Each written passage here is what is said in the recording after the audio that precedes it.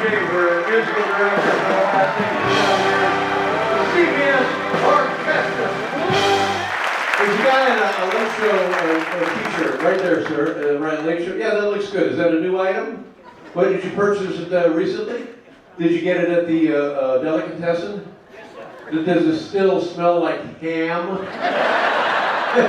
What did you pay for that shirt? That's a nice looking shirt. Alan, take care of the man. You know, a lot of people, if you want to buy stuff, you go online. Here you have to go to a deli. Thanks, Alan. Thank you, sir. I'll tell you. Wait, you guys, did you just come from the beach? I'm just gonna look at this couple here in the front row. Yes. Under the boardwalk. That's exactly right. Normally, if you've been, the show's been on the air in one form or another for over 30 years. It's embarrassing. That's right. And it's not that good. It hasn't been that good. But here, when I announced that I was leaving the show, then the show started getting good. That always happens. That happens. That happened to your morning show. I know. I should have announced it 10 years ago. Yeah, that's right. And tonight, you folks, I don't know how you got here or what you're doing here, but don't worry, it's a pretty good night to be here. So thank you again for making the effort to be here.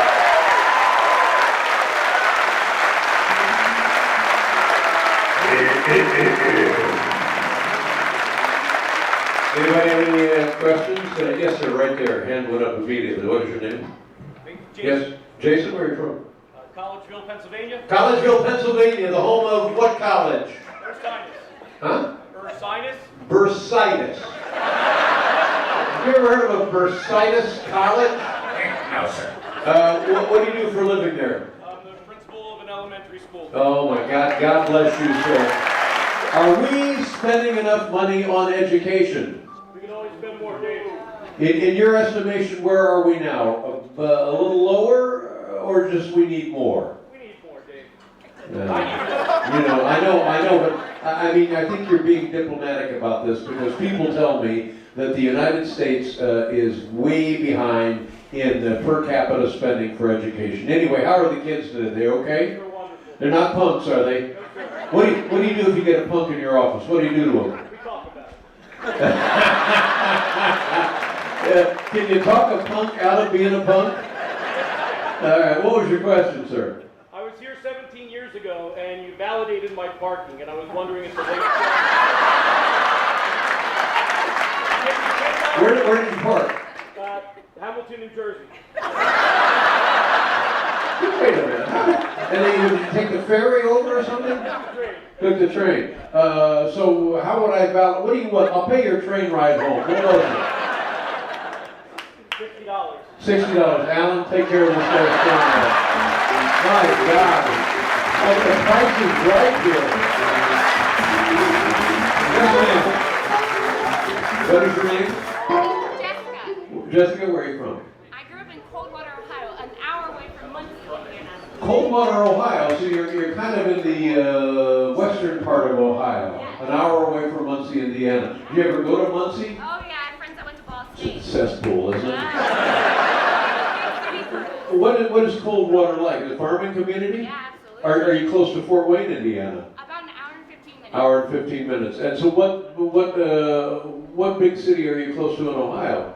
Lima or Dayton. And so you would come over to Muncie for a big time. If we want to go out to eat, we went every 3 months for shopping in the restaurant. If you wanted to go out, if you want fine dining at its finest, Muncie, Indiana.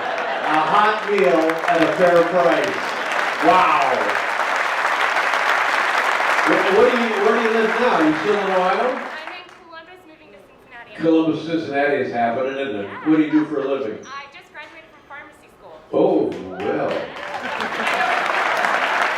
Let me ask you a question. You know all about pharmacies. Pharmaceuticals. Love the question, but maybe. Psychotropic medication. What does psychotropic mean? It means it works on the brain? Is that what it does? Yeah, and it can alter things. Can alter things, yeah. Do you know anything about benzodiazepine?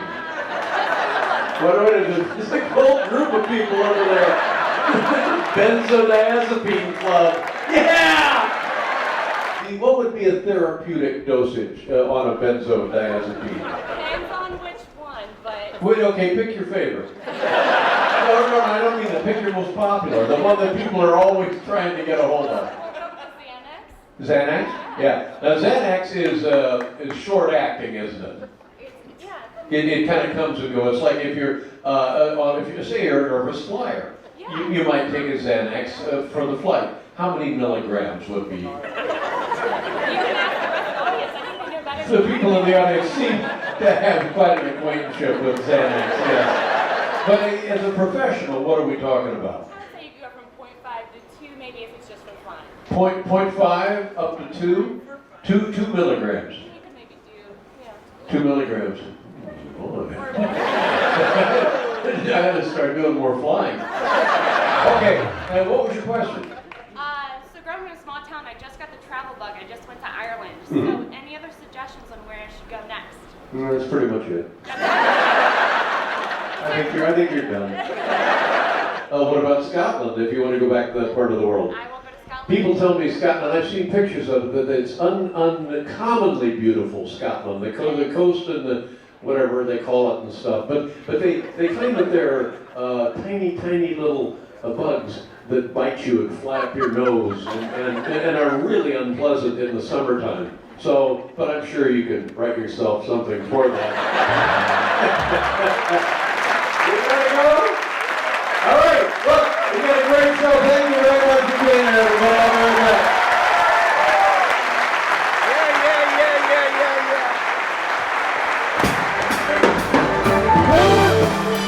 From the infield of the Talladega Superspeedway, it's The Late Show with David Letterman. Tonight, President Bill Clinton and Adam Sandler. Plus Paul Schaefer and the CBS Orchestra. I'm Alan Coulter. And now, a man who makes you put down the remote control. David Letterman.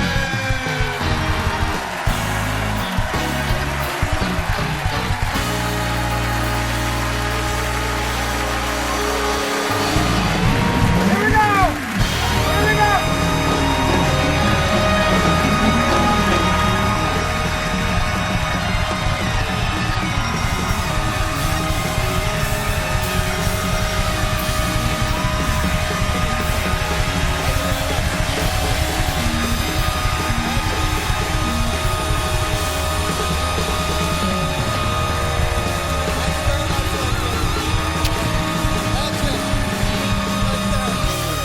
Thank you very much. Good to see you. Good evening. Hey. Okay.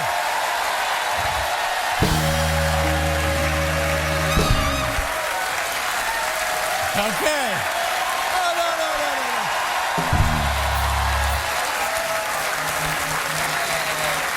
Thank you. Okay, that's it. No. Ladies and gentlemen, come here. I want to tell you something. I have 6 days left doing this show. 6, Paul and I. 6. Yes, all of us. Boy, I sure hope I get that call from the governor. Is it warm outside today? Yeah. Scorch. And I don't know if folks around the country understand this. It was so warm in New York City today that Tom Brady was deflating footballs just for the breeze.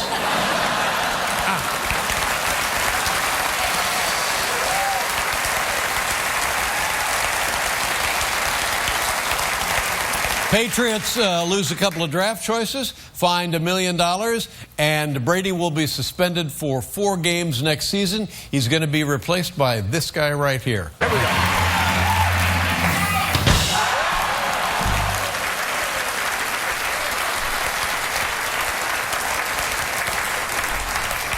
You know what's interesting about America is there's always controversy about something. Even if something is successful, later you find out there's controversy about it.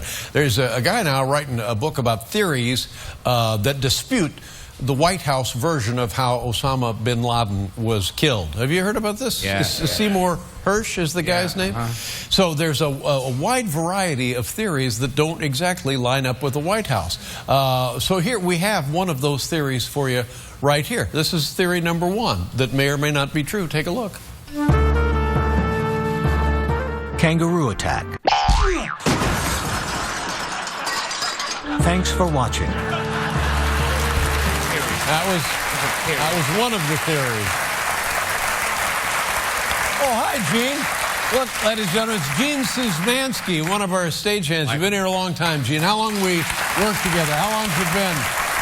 21 years. 21 years, Gene and I have been out here together. Good to see you, Gene. What's going on, buddy? Hey, bro, I wanted to get to you before the show starts. Yeah. I'm going to leave early next Thursday. You leave early next Thursday? Fine, because the show will be finished on Wednesday. That'll be it for the show.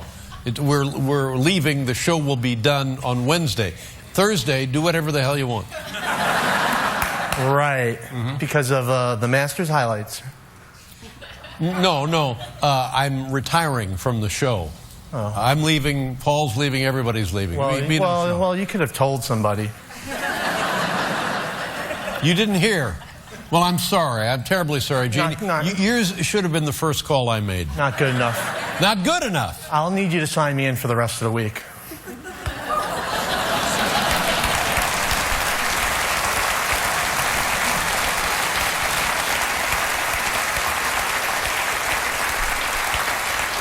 So anyway, there's a number of theories now about how Osama bin Laden actually died. Here is theory number 2. Choking. Thanks for watching.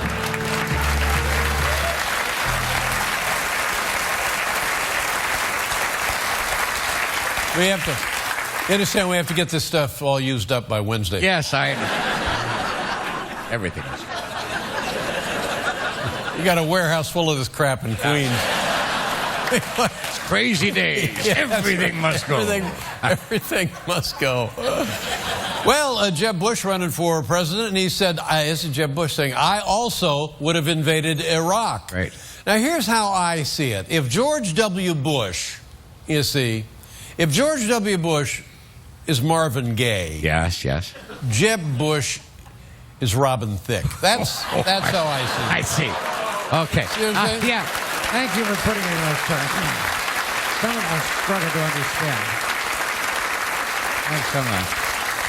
Oh, by the way, this is the time of year they have what they call the upfronts, and all the networks announce their shows for the CBS. God bless them. They have a show for me in the fall. No kidding. I'm a detective. Really? I'm a retired talk show host who solves crimes. Yes, good. First show, Murder at the Friars Club. That's right.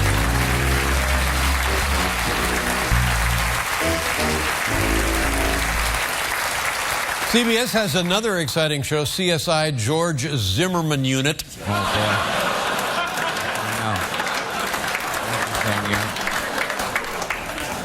Well, down in Florida today, George Zimmerman was involved in another shooting. Boy, I didn't see that coming.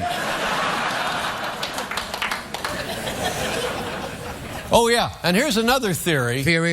About how bin Laden may actually have been killed. Okay. Take a look at this. Traffic accident. Thanks for watching. That was...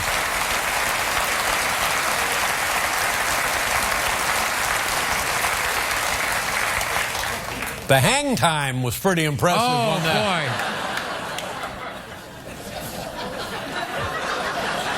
Boy. You know who's on the program tonight? Former President Bill Clinton. Yep.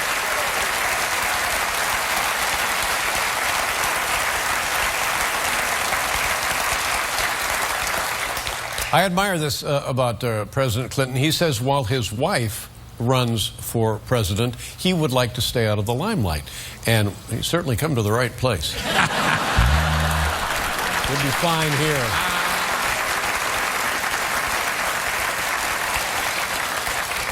But there's plenty of irony involved. He may, in fact, be moving back into the White House, if you think about it. And, coincidentally, I'm thinking about moving back into my mother's house. Yes. That's what I know you are.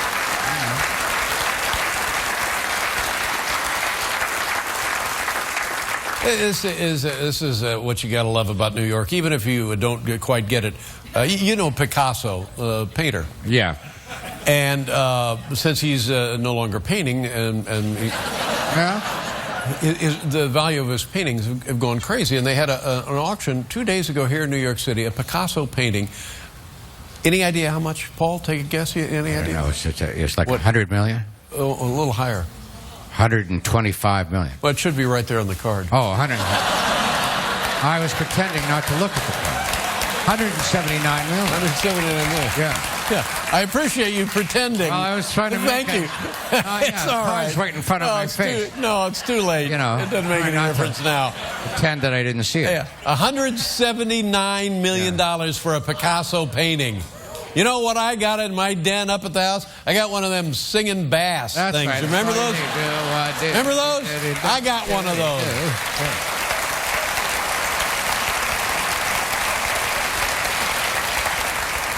And people say, well, who is the guy that spent $179 million on the painting? Nobody knows. It's a mystery. And so here we have a little information about the mystery Picasso buyer. Watch this.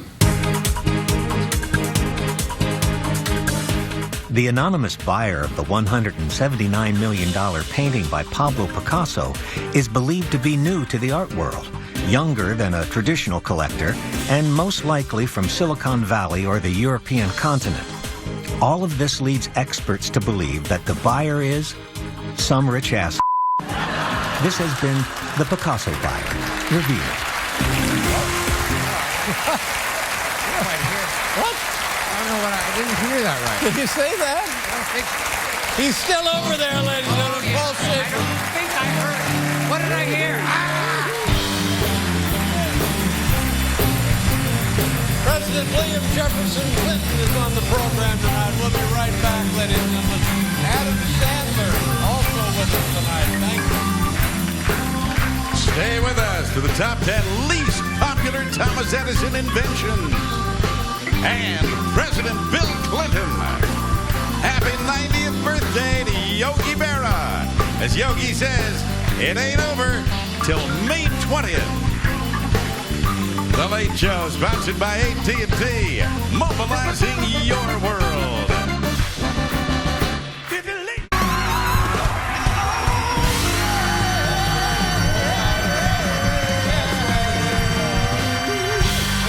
Schaefer, ladies and gentlemen. What a show we have for you tonight. Thank you very much for tuning in. And before we get started here, I was talking to Paul upstairs in the makeup room, which we do every day. We've done it every day for 33 years. Yeah. And it's when Paul and I just get to visit and unpack a lot of stuff. Yeah, we... Tell us what you were talking about tonight up in the makeup room. I found this fascinating. Just about something that actually happened. President Clinton is going to be on the show today. Everybody's excited about it.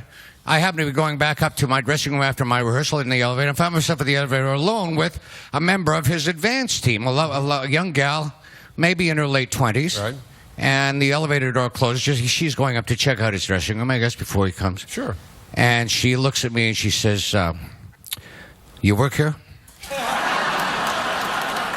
We can't get off the air fast enough. I'm telling you. Just wait. We can't. At least wait. We got to get out of here immediately. At least wait for one. We're off the air 1 week. Do you work here? Do you work here? Yeah. 33 damn years. Whatever. 11:30 every damn night on CBS. What are you going to... Hey, you work here? Okay. That's absolutely true. Ladies and gentlemen, here's tonight's top 10 list. Let's try this.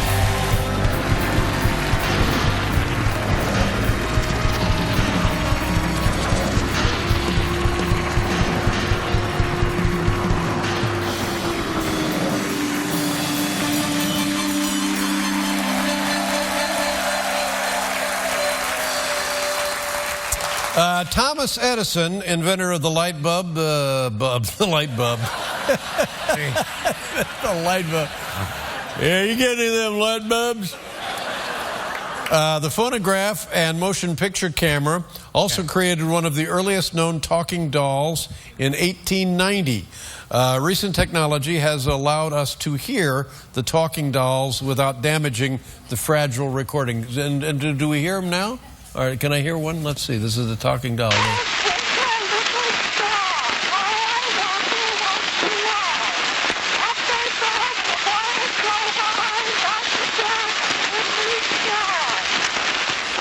Yeah, hard to believe that didn't sell. Well,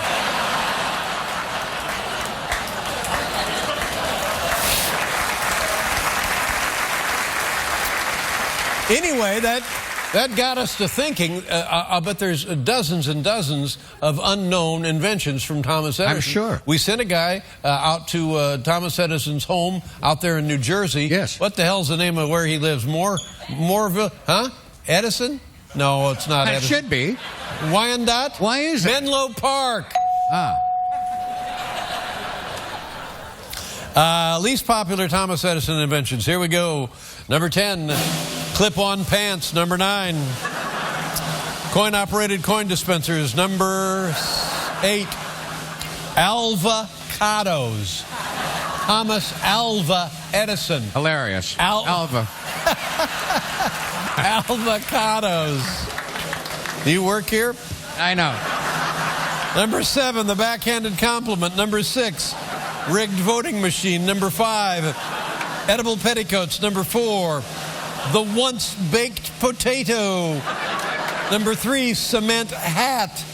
Number 2, the middle urinal. I don't know what that means. What does that mean exactly? The middle urinal. The no, middle. I don't get that. Why? No. I just don't know. I don't know. And the least popular Thomas Edison invention, the two-man belt.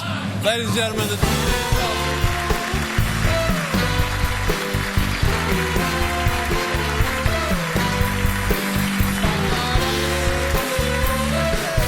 God, run good. Yeah, I saw the light. Yeah. Oh, yeah, perfect. We'll be right back with President Bill Clinton, ladies and gentlemen.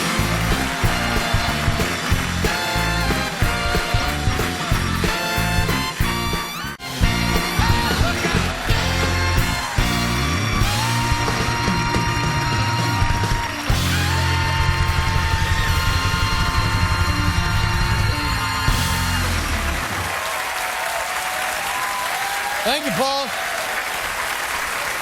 Our first guest tonight served 2 terms as the 42nd President of the United States. He is also the founder of the Bill, Hillary, and Chelsea Clinton Foundation. Ladies and gentlemen, please welcome President Bill Clinton.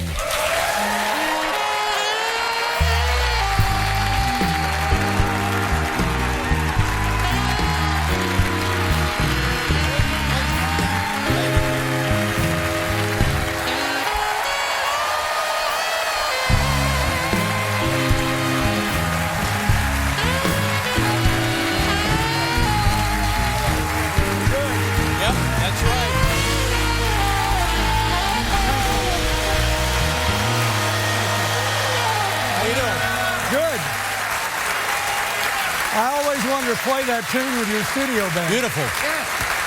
Harlem Nocturne. Yeah, why didn't you bring your horn? If I'd known we were going to play that, I would. See that? Well, it's not too late. Oh, it is. This is, how many years ago was that? The first campaign. You're on the Arsenio Hall show, and you play the saxophone. That was like a big political, cultural moment, wasn't it? I guess I had a good time. Yeah, and you won your first term in office. Yeah, probably because I could play the horn, right? I remember we played God Bless the Child, that old Billie Holiday song, and Summertime. It was fun. Yeah. Did you, when you were a kid growing up, is that your instrument of choice? Did you learn it early? Yeah, I started playing clarinet when I was about 9, and I switched. My band needed a saxophone, so I switched to tenor sax when I was 10, and I stayed with it till I finished high school. And wow.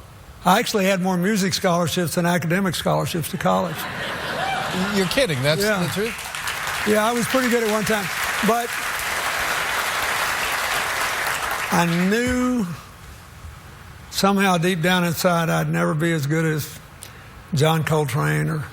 Well, I mean, that's a pretty short list there, isn't it? Yeah, but you got to, when I was a kid, you had to, if you want to make a living as a jazz musician, you had to play the clubs. Mm-hmm. You couldn't make a living selling CDs. They weren't your CDs. That's but right. I was hardly a record player when I was a kid. But anyway,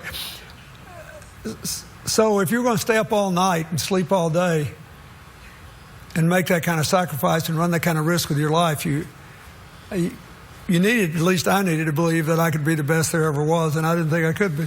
Well, you know, I remember a few years ago, you were speaking about Buddy Guy, fantastic guitar player. Great. And you told the story about his father, his grandfather, or maybe Buddy himself, unraveling the wires in the screen door to make a very crude guitar, and that's how his musical career began. Yeah, he had no money, like a lot of those guys, and he wanted to play so bad. He literally took the wire off the screen door and turned it into a string instrument. Now, there's much to be learned from that, isn't there? Yep. You're better off if you're born into a better off family, I guess. No, look. If you want something bad enough, you will find a way. That's exactly right. And he found a way. That's right. And I love that guy. He's really fantastic. Just fantastic. Speaking of things fantastic, a 7.5-month-old granddaughter. Is that about right? Unbelievable. Yeah? Yeah. She's amazing now. And if you met my granddaughter, first thing she'd do is take her glasses off. Mm-hmm. Fascinated by... Yeah, that's her new thing. Her hands are working, and she likes to take my glasses. Charlotte is her name? Charlotte's her name. Charlotte. Do you mind if we show some pictures of her? Do you have any? I think we have some here. Grandma and Grandpa. That's in the hospital. So that is brand new. Yeah, that's 7.5 months ago. Wow. My goodness. She's practically doing push-ups now. Now, as we all know, when you have a child of your own, a switch is thrown and it stays on full speed all the time. What switch is thrown when you have your first grandchild? For us, the gratitude switch. I mean, and the fascinating, we only had one child. So it's been a very long time since Hillary and I have seen a baby wake up to the world. Mm-hmm. And it's just unbelievable. I mean, every week it's something new. And thankfully, our daughter and son-in-law have invited us into her life, and we get to see her a couple times a week when we're all in New York, and I just love it. I find it's utterly fascinating, and I hope I get to do more of it. Mm-hmm. And it's not fair to ask you, because you're the other end of this perspective, but this little girl one day will learn that her grandfather was President of the United States, and everything will turn upside down for her. Yeah, because by the time she gets old enough to know when we go places and do things, I'll have a more important role. I'll just be her grandfather. Oh, that's great. That's beautifully put. More important. We'll be right back with President Bill Clinton, ladies and gentlemen.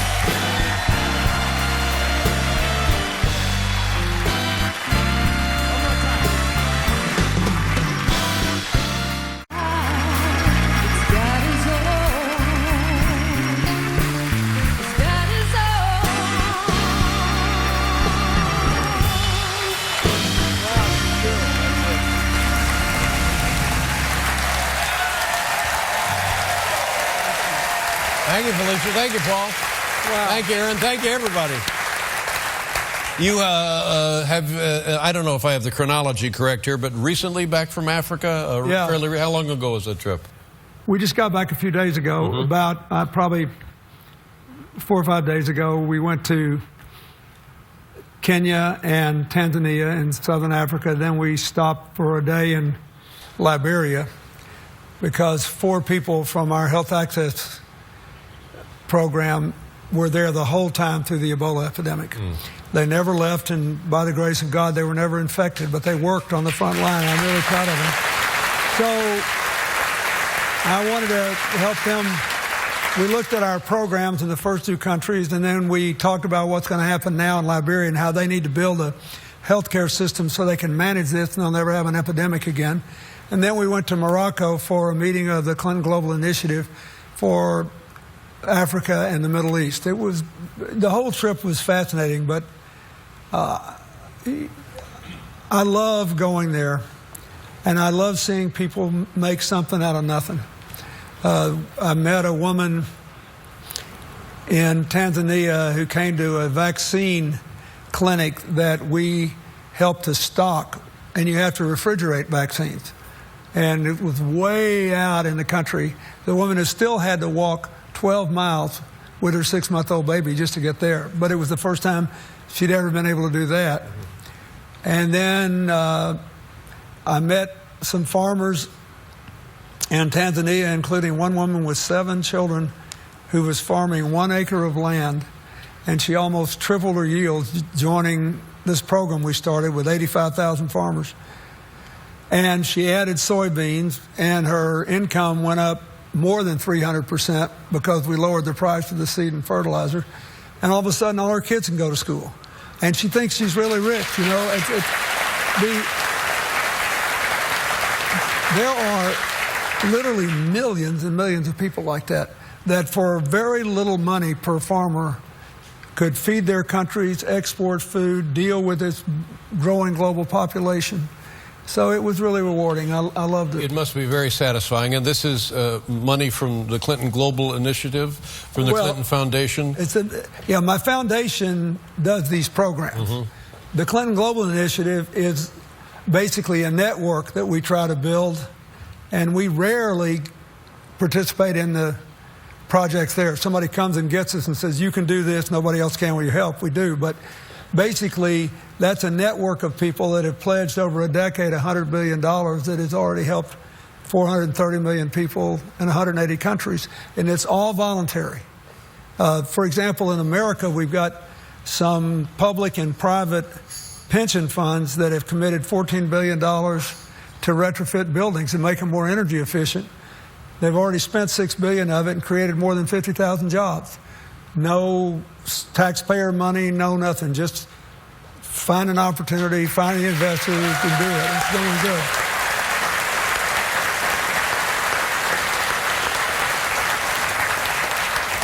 Because I have a card here, and I'll read some things, and please comment. Clinton Foundation, 9.9 million people are receiving HIV/AIDS treatment. Remarkable. Yeah, that's more than half the people in the world who get it. The reason is we were able to pioneer, more than 10 years ago now, a big reduction in the price by getting the whole business model of the AIDS drugs changed. They were a low volume, high profit margin, uncertain payment business. We made them a massive volume, low profit margin, but certain payment business.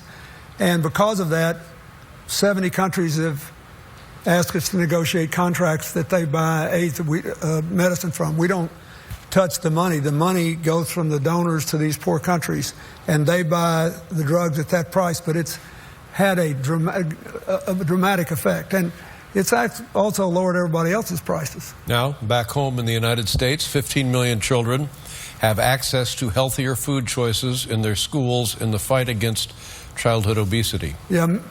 15 million kids. The First Lady, Michelle Obama, is running this Let's Move program.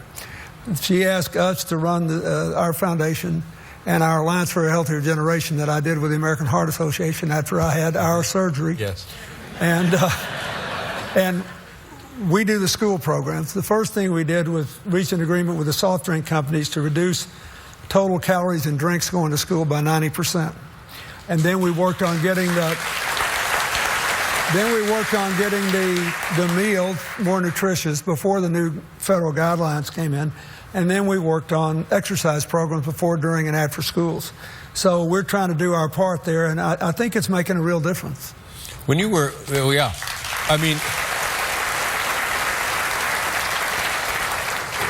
it's still unbelievable to me that we have kids in this country who are not getting enough food, and then kids in this country who are obese. I mean, how do you reconcile that? Actually, they're quite close. You know, they're basically on the knife edge of poverty one way or the other. There are people who are food insecure, who don't get enough food stamps or whatever. And then there are people whose parents have barely enough to pay their bills. And they work all the time, so they don't have time to prepare the food. So they buy food that is high in bulk, high in caloric content, low in nutritional value, and they become obese. And they're very close to the people who are hungry. Mm-hmm. And we've got to deal with both problems. And then there is the other part of it, maybe the biggest part of all, the corporations producing food like that because they know it is what people will end up buying. Yeah, but and we're working with them. There are a lot of them that really want to change if we can make it possible to do what we did with the AIDS medicine and the soft drinks for them to make money in another way. They'll take a lot of the sugar out of the food. They'll stop a lot of the processed carbs. We just have to keep working at it, and we're making progress, but we got a ways to go. Let me ask you another question. Are you, put it in a percentage, what's the chance of you moving back to 1600 Pennsylvania? Well,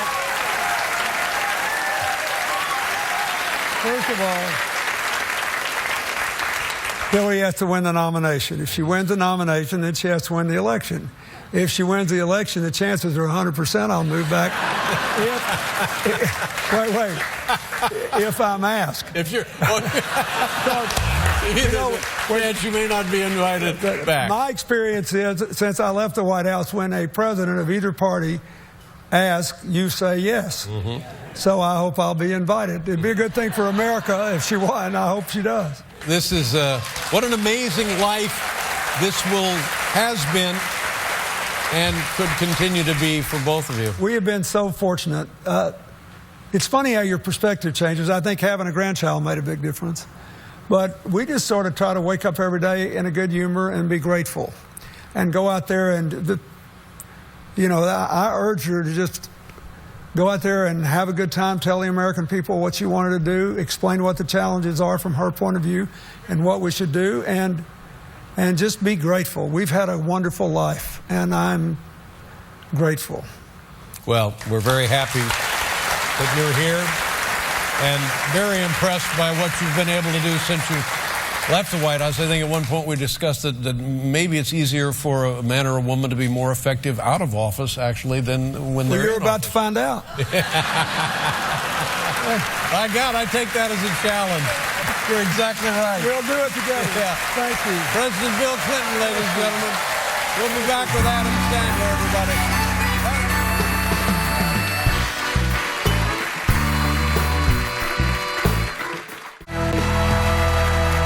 Catch tomorrow's Late Show. Dave and his guests, Julia Roberts, Paul Schaefer, and Ryan Adams. Coming up, we'll meet an amazing man who subsisted for over 30 years on nothing but liquids and solid food.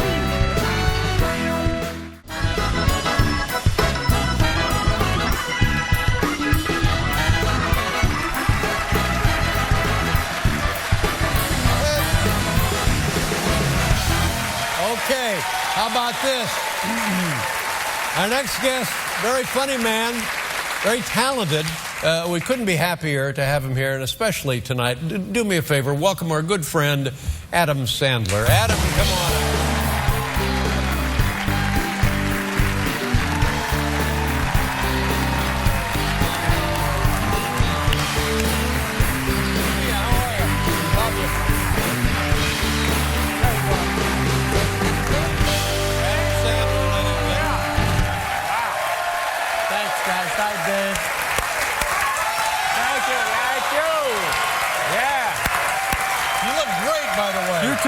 Now, have you lost weight or something? Yeah, I had bad cholesterol, so I figured I'd take.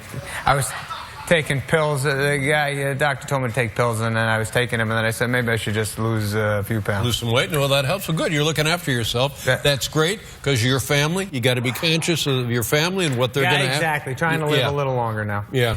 How about President Clinton looking like that? He looks good. Yeah, just tremendous and smart. Second president I met today. Met President Clinton earlier in the dressing room, and also at Port Authority I met a guy who told me it was Harry Truman. Thank you. And I gotta say, Dave, out of the two, Harry Truman hugs longer. Well, that really, I mean, Harry Truman, congratulations. He's a good man. He was funny. On that, yeah. And how are the kids? They're older now. Tell me, what are the ages? My Sadie just turned 9, and my other kid, Sonny, is 6, and they're happy, and everything's good. I just actually... There's a birthday party. Okay, so my wife's grandmother. This is I don't know if it's a great story, but my wife's grandmother. It's okay. It ends up okay. But my wife's grandmother is 99. So 99. So we had a good lady. So we had a nice birthday party for her. This past weekend, and so anyway, she's 99 and she's sleeping at our house, and in the middle of the night I hear this terrifying scream, and I woke up. Something happened. I go down and Grandma fell, and she fell. Everything was all right. She didn't get badly hurt. She just hurt her knee, but it was okay. And she was frantic, and who are you? And I said, it's Adam, and nervous about everything. Got her back to bed. She was laughing. By the end, everything was good. So then the next night, I'm laying in bed, and I hear the same scream, and I was like, oh boy. And that whole day during her birthday, I kept telling her it was my birthday too, as a joke. I was saying, why is everybody celebrating you? It's mine too, blah, blah. She's like, it is? I said, yeah. And then the end of the night, I told her it's not really my birthday, and blah, blah, blah, blah, blah. So anyways, I go downstairs after the scream, and she didn't fall this time. I said, Grandma, what happened? She's like, I had a bad dream. And I was like, oh, okay, all right. And she goes, who are you? And I said, it's Adam. She goes, happy birthday. Swear to God. It was so funny. That's pretty good. That was nice. Yeah, that's very nice. Well, how long have I known you? I can remember, and I've told you this before, you came on the show and you were like 18 or something crazy. No, I was 22. 22? 22, and it was the best. It was the biggest thing for me, my family. That's all we talked about, and I don't know.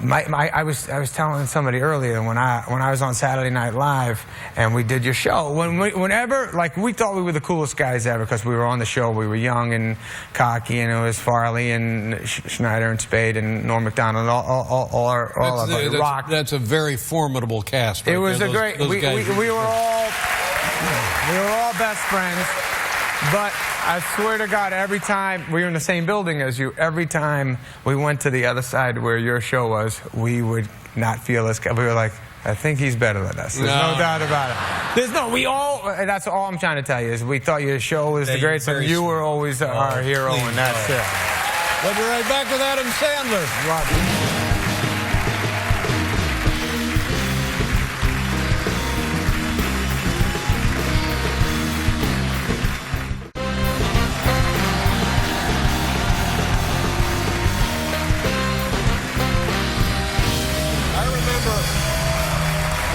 One thing that I always remember, you told me several years ago, you told everybody that you were a very lucky man, you had a beautiful wife and a lovely family, but that your wife is under the impression that she's married to Ben Stiller.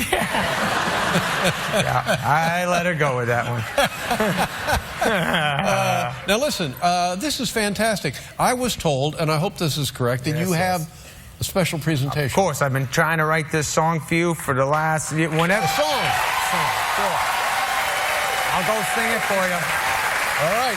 I hate going over there. Are you Paul? Everybody? No, it's just me. Okay. I don't think the boys or the ladies heard it yet, but I love you. I hate leaving the couch, but I'm going to go do it. God bless you. Okay, Adam Sandler, ladies and gentlemen. Thanks, guys. Okay. All right, I swear to you, I'm a little emotional. I'm going to try not to get too. Here we go. Oh, boy, here we go. There simply is no better man than good old David Letterman. And no one gets Julia Roberts' face redder than a flirty David Letterman. He's leaving after 30 years, and you know he will be missed. If you like gap-toothed men in double-breasted suits, he's #1 on your top 10 list. He won't have to pick up the phone anymore when Les Moonves calls him up. He'll finally have time to take Jay Leno out for coffee, then secretly pee in his cup.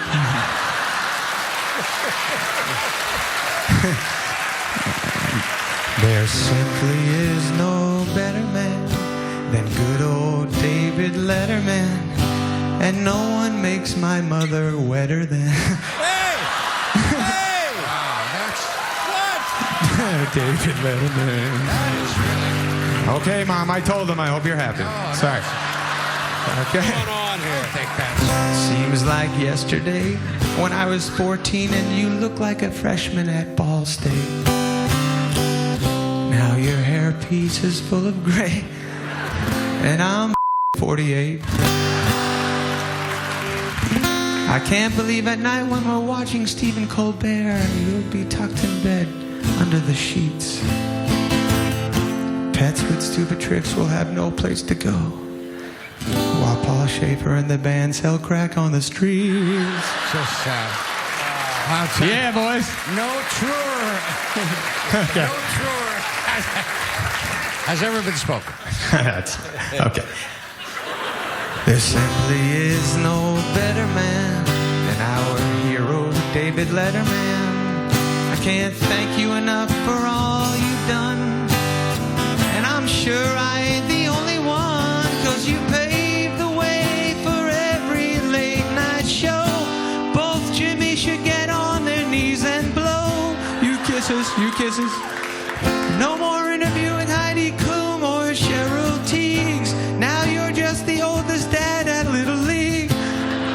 And when you say goodbye and take your final drive in your Ferrari full of stolen office supplies, and we watch you go with eyes full of tears, I hope the cops pull you over and drag you back here for 30 more years. 'Cause you're the king of comedy, our best friend on TV.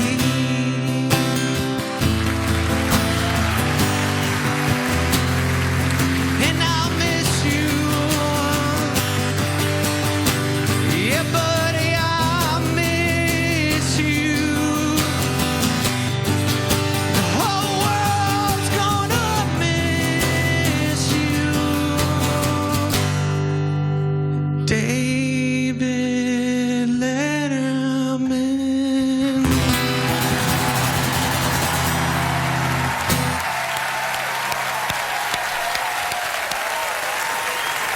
Oh, my. That was beautiful. Adam Sandler, ladies and gentlemen. Thank you. God bless you and your family, my friend. Adam Sandler, everybody. Look at, there you go. Good night, folks. Now, stay tuned for James Corden. This is Alan Coulter speaking. Good night, everybody. Time for fun.